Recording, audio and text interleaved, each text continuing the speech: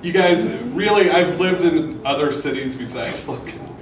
This is my cold talking now, but you guys don't know how good you have it here. Take advantage of this. This is so important. It makes you a better writer to force yourself to come and read. I don't come to nearly enough of these anymore because I have progeny that keeps me away. But it's so important, and it's really good. So keep on coming, keep on writing. It's a good thing, and thank you to all those who keep it going.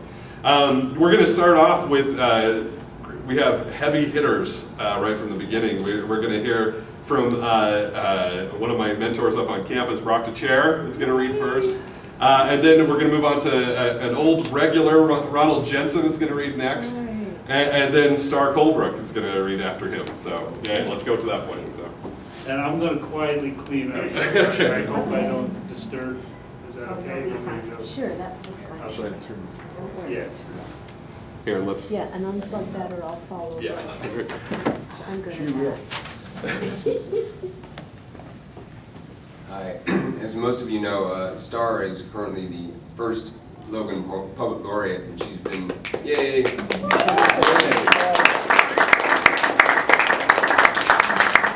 She's been leading some poetry walkabouts, and she led one a week ago, is that right? Yeah. 17. I went, and this describes a rather odd moment that occurred. Somebody who will remain nameless until the first word of the poem. It's called Ogre. Bill stuffs into his vast mouth the rose I was about to smell, taking the color I was struggling to name, unique in the garden. Persimmon, Carl, salmon. Words don't do justice to the rose, its color and smell, and to humans who assume every petal awaits their tongue.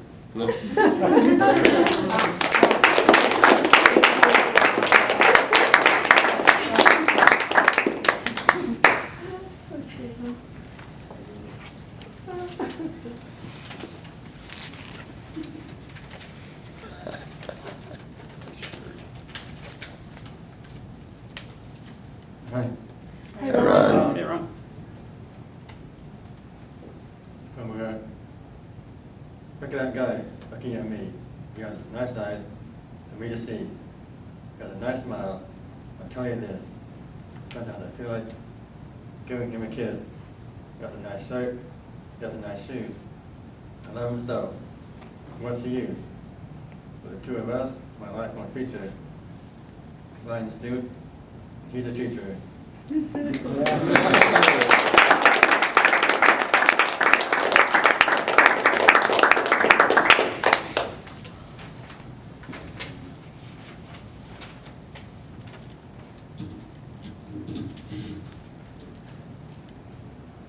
Starts demonstrating the right way to adjust the stand. Now watch it droop the moment I let go, it'll go. Russ speaks the truth. If you're here at Helicon West and you catch the fever, you'll end up a published author, very likely, like Chad and Russ. I remember the first time Chad came to Helicon West at Citrus and Sage, and it was pretty remarkable. Yeah, he read these long fiction pieces, and they were so fun. They're so weird. Like, they were always so. What are you talking about? We thought maybe he'd just kind of melt away, you know, because some people do, but he didn't. Instead, here he is. He's been in charge of the League of Utah Writers. He's created all kinds of writing groups. We've got people here who just are thriving because they come up and their knees shake and their voice trembles and their paper is going like this. And they just read, and everybody loves it, and everybody claps, and we're all writers, most of us here. So please keep coming back and bring people with you next time. We oftentimes fill up all the chairs and then some. We have more than 70 people here at times. I'd like that to happen next time. So next time, Amanda, raise your hand. Amanda is reading, and it's going to be Halloween theme kind of stuff, and she's bringing people with her to read, so it's going to be really wonderful and spooky. And then our next poetry walkabout, we're going to try to go down, Mitch, we need to go down to Logan Monument and ask permission. Brown's Monument and ask permission to go to the monument graveyard And we can go down and wander among all of the cast-off headstones and write exciting, scary, thrilling stuff. And tonight, in honor of Chad and Russ and Tim, I have brought river poems. Okay. I was brought up on the Bear River, so I have the river in my soul, and I write a lot about rivers. I like that piece, that statement in Chad's piece where he said, "The river offers no explanation." Boy, is that ever true. It's all of that indifference of nature. It just does what it does, and we damn well ought to pay attention. River in the night. Oh, Red Point is in the Oneida Narrows area. If you've been up to float the river or fish the river, it's beautiful. It was Red Point in my waking, my trying to save the river.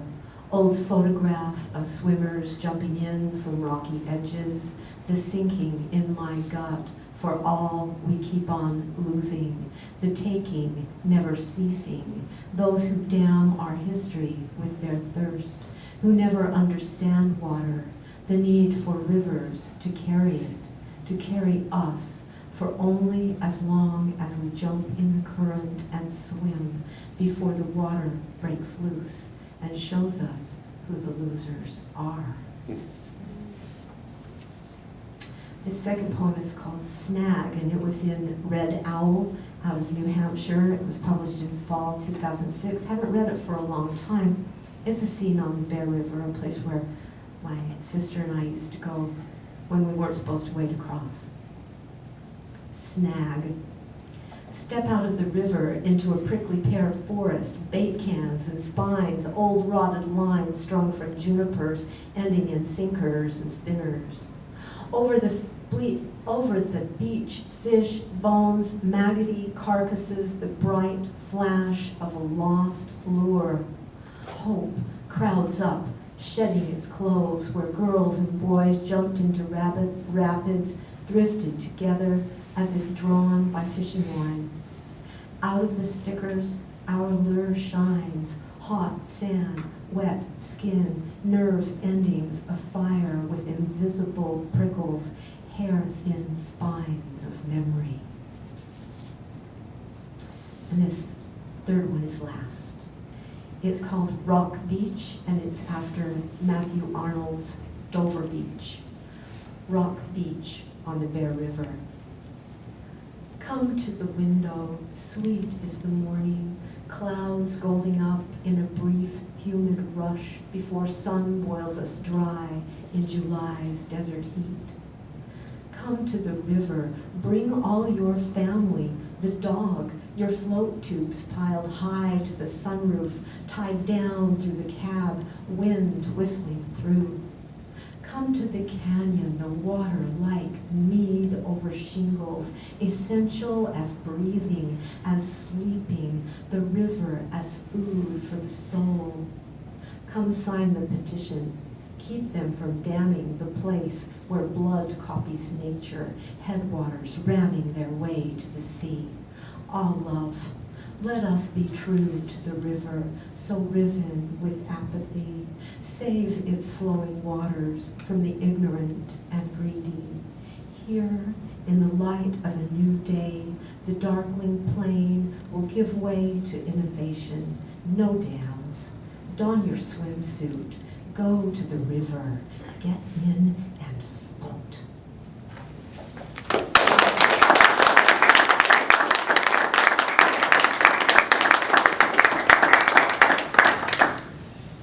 Thank you. We're in such good hands. Thank you.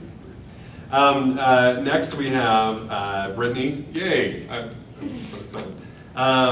Is it Kaylene? Kaylene. Kaylene. I'm sorry, I was having trouble.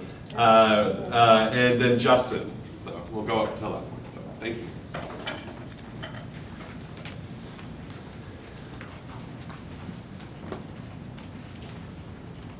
I'm super glad you went before me and pulled this down. You're welcome. I was like, oh, that's why she did it. All right, I just have a couple of short poems tonight that I dug up for Star. And this first one is called Mother Word.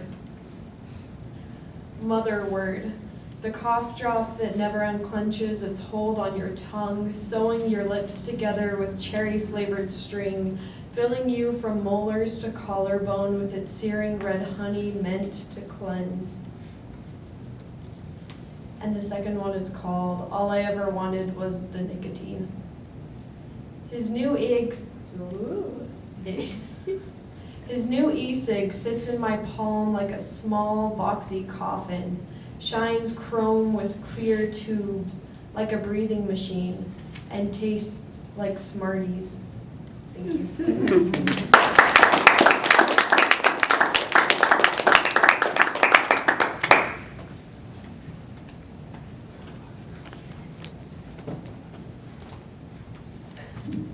I hope I can read this without choking up, but this is kind of funny. Actually, it's really funny. My daughter actually brought this home from seminary the other day, and I thought it was really cute and funny. It's from Dr. Seuss. I love Dr. Seuss. I don't know how many other of you like it, but I haven't heard this at all, so I hope I can do without choking up, like I said. So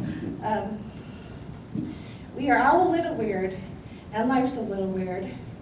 And when we find someone whose weirdness completes with us, what completes with ours, we join up with them and fall in mutual weirdness and call it love. Beautiful.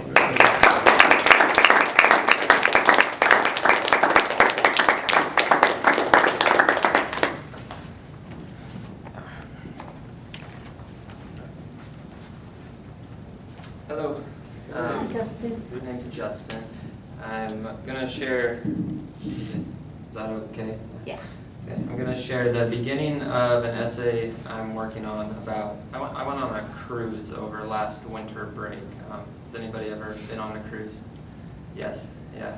I hated my cruise. And I'm still coming to terms with that, because what sort of a person goes on a cruise and complains about it, right? Have you read David Foster Wallace's essay about a cruise? No, I haven't. It's called A Supposedly Fun Thing I'll Never Do Again. Oh, It's so worth okay, checking out. well, so. that's kind of the theme. Of Okay, what sorry, I'm I didn't about mean to to read. steal your thunder on that. So. Right, so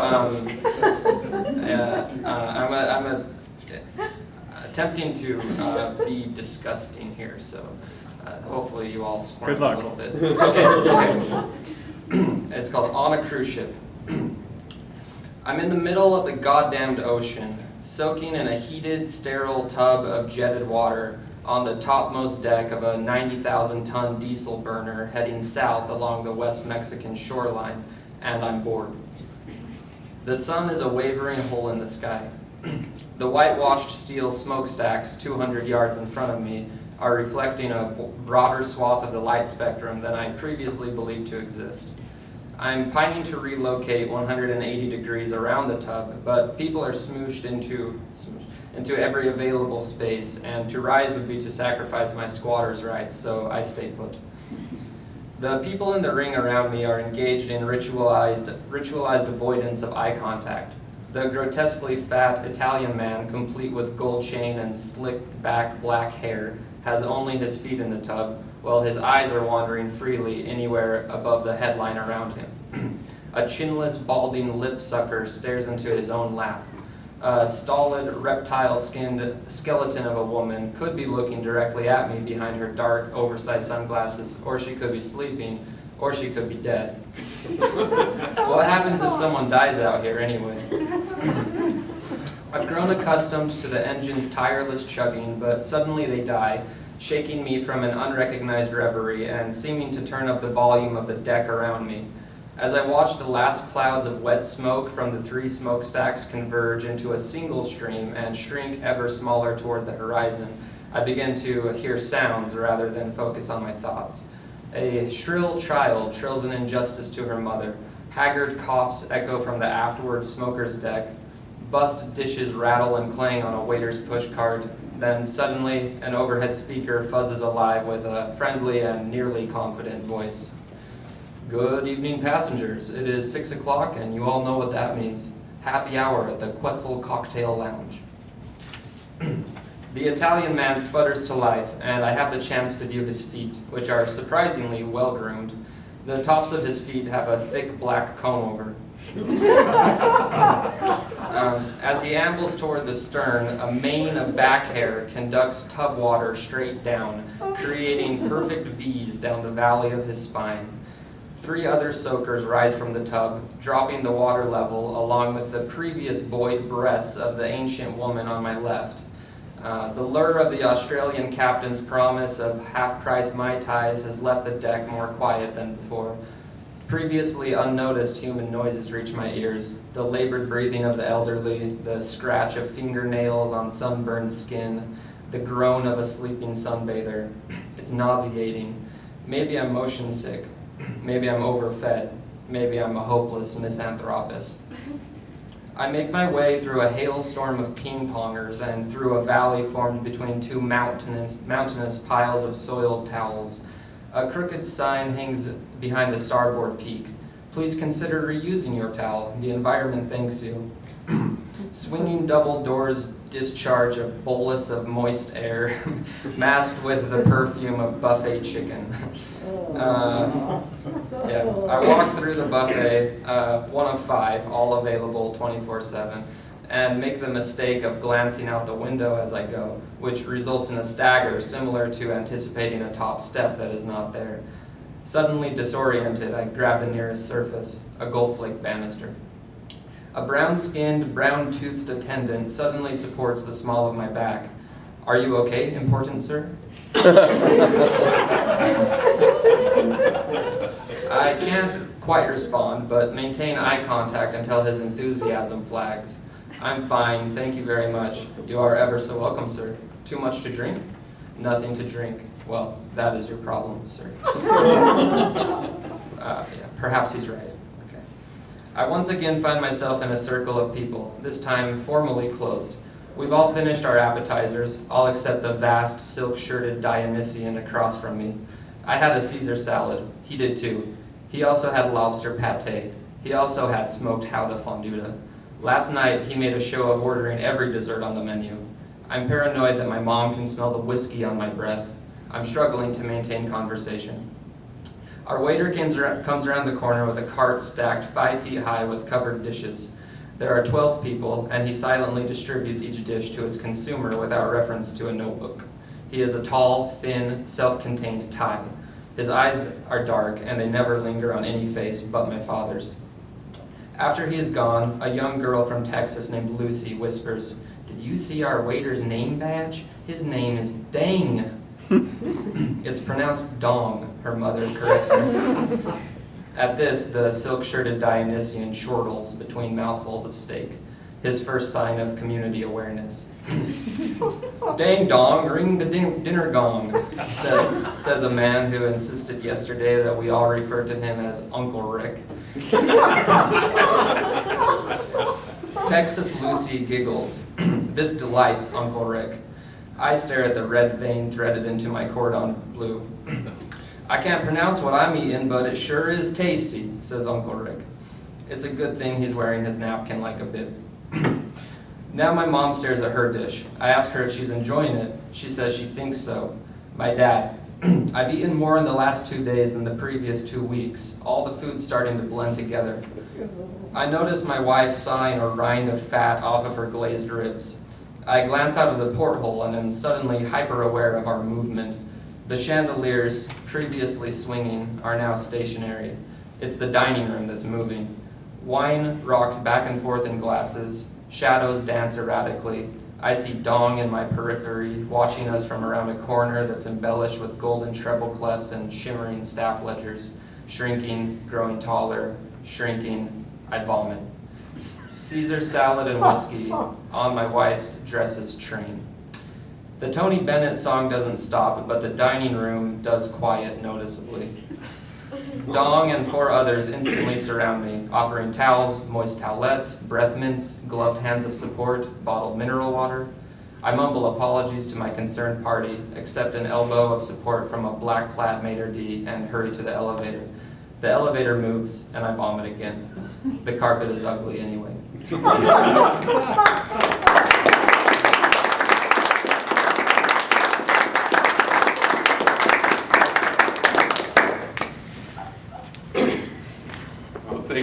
That was great. I miss being able to come to these.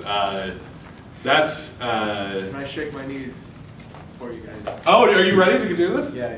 Oh, yeah. Tuck me All right. into it. Okay, cool. Very good. So we've got one more reader whose name I don't know. So Parker. Parker, I believe you. Okay, go All ahead. right, Parker. For fear of damnation from publication never. I'm not gonna do that. It's important. So sorry, I thought about reading before and then I talked myself out because it was still crude oil and you guys seem like you burn kerosene. Okay, you got it. Postage arriving on August 4th. August 1st, my dear grandpa's grandson, sweetie, there isn't a loud bang to these things. Hardly even a pop. The galloping of blood cells up your ears kick harder than grandpa's 22. It's old, but it gets the job done. Spent one half its life busting butt and the other half too busy to notice its butt busted. Unmistakably, it's grandpa's gun. He works hard when he has to and smart when he can. The man knows when he's got a pest problem on the ranch to buy twice the bullets necessary, teach the next grandson to shoot and wait half a week. Kick. Sweaty hands, kick. Squeeze, kick. Pop, chest, blood. Run to her. The head lifts. Why? Why this? Pop, forehead. And her eyes still scream. That was the first time I'd been to a weasel funeral. 2 days later, starving babies search for their mother's milk. It's fascinating, the way the grass towers over them, how they slither like hugs over the warm dirt, amusement park flowers, just cute, trusting things. Nice babies, and pop! Volt slide chamber. Pop! Never miss. Not again. Carry the mangled infants to the mother's grave and never touch the 22 again. Now, Grandpa isn't afraid of a challenge. Grandma married him after all, and they first made eye contact butting heads. Come to think of it, he's probably not afraid of anything. He hoops, haws, and charges wild moose off his barley when they're closer walking distance than his loud gun. He used 2 planks to bridge the Blackfoot River and then drove his 4-wheeler to the other side with me on the back. In another life, he must have been a lion, and when they made him human, they forgot to trade out his heart. I hope it runs in the family. Kick up the gravel, running by heaps of red-hot slag. Left, dirt prints on the road to a spring, puff, stop. I suck below the surface and it's like licking dirty pennies. Bubbly 1989s. I think of you. And then it's a nice evening. There's a warm dusk and stillness and gray. And there's an infant bird and a hyperventilating fluff of gray. Quickly. It doesn't fight as I slide it into a silent ambulance, a cannabis-drenched saltine cracker box rummaged from an overflowing trash bin. I shut the white doors loosely and glide at a gallop almost, through an almost countryside. Tired before, not anymore. I outrun the sun crossing through the porch door. Grandpa! Transfer the box supporting like a newborn's head. Grandma smiles, crooked, cracked. More grimace than smile. She knows. She knows it's broken too far. It's only going to suffer tonight. By tomorrow, it's... Is it in misery, Grandpa? I'm sure. But I don't have the heart to... A man who rears his progeny to siege and slaughter a family of weasels. Grandfather, the mistaken lion. He doesn't have the heart to kill a suffering, shivering baby gray thing. It shivers again, and it suffers. And I look at the 22. Weasels? Nope. Never again. Broom? Shovel? Stomp it? Kill the engine on the Suburban. Sit there for a long time. A long time. Get out, retrieved a flattened, cannabis-drenched saltine cracker box. It's perfect silence at a perfect gray thing funeral. Going back to a sweetie? Grandpa's a smart man. The sweetest. I'm lucky man. I missed you something awful in these 2 bloody weeks of Idaho, but I read my Bible for us. I will read more, provided over your shoulder as you rest in my arms. I'll find them someday, I swear. Until I do, I'm just going to have to thank each starry night that I found you. Love you. Your sweetie's grandpa's grandson.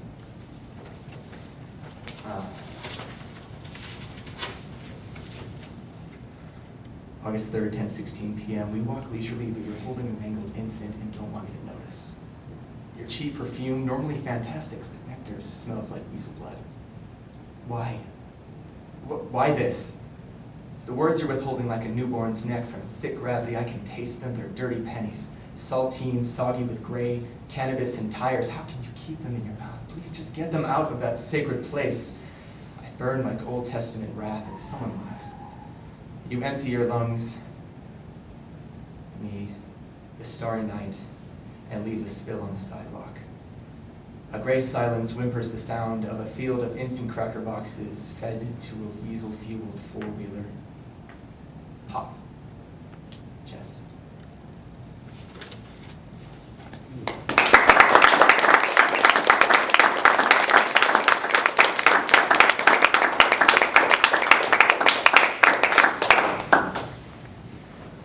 That's it. Thanks, Russ and Chad and Tim and everybody for reading, and thanks for Thanks, Tom. coming. Good Yeah, night. thanks.